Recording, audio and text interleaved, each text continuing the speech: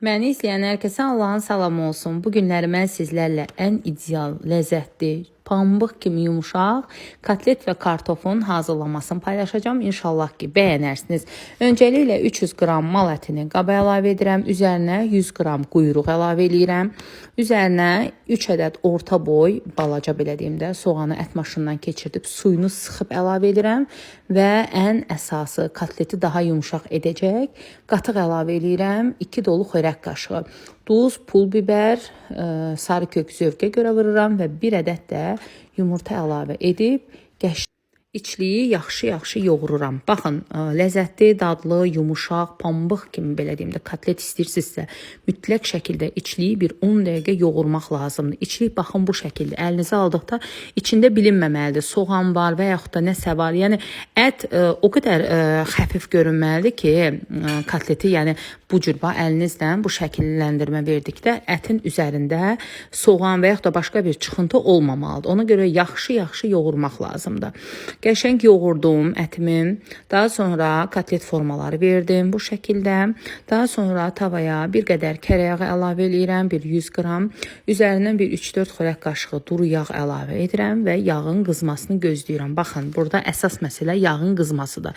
Yağ tam qızmalıdır. Ondan sonra kotletləri tavaya yerləşdirirəm. Kotletləri tavaya yerləşdirdikdən sonra qazın xodunu orta xodda qoyuram. Bir üzü qızardıram. Ondan sonra çevirirəm o biri üzə. O biri üzü də bir 5 dəqiqə qızarandan sonra tavan qapağını bağlayıram. Orta xodda içinin tam bişməsini gözləyirəm. Kənarda da kartofları doğrayıram. Gördüyünüz kimi. Daha sonra mütləq doğradıqdan sonra yumaq lazımdır ki, kraxmalı təmiz getsin. Ondan sonra kartofa biraz sarı kök, biraz pul biber vururam. Duz vurmuram. Duzu ən sonda bişdikdən sonra vururam. Yenidən tavaya biraz kərəyağı əlavə edirəm. Yağın əriməsini gözləyirəm. Biraz da duru yağ əlavə edirəm.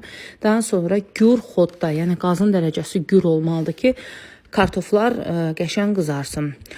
Tavan qapağını birinci 5 dəqiqəni bağlayıram. Daha sonra açıram və qapağını bağlamıram. Kartofları tərpətmədən bir üzünün tam qızarmasını gözləyirəm. Bir üzü qızardıqdan sonra çevirirəm o bir üzünə.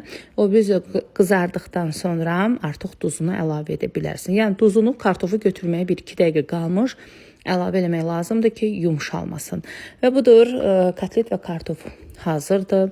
İnanın qızlar, o qədər ləzzətlidir ki, kotlet yəni bu üsulla hazırlasaz, pambıq kimi olacaq, çox dadlı olur. Necə qoymusunuz tavaya, elə də götürəcəksiniz.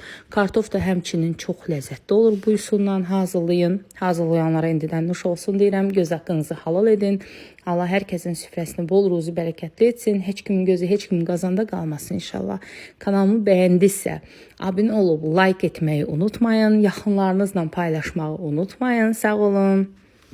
İnşallah videomu bəyəndinizsə, yaxınlarınızla, əzizlərinizlə paylaşmağı unutmayın. Like edib dəstək olmağı unutmayın. Sağ olun.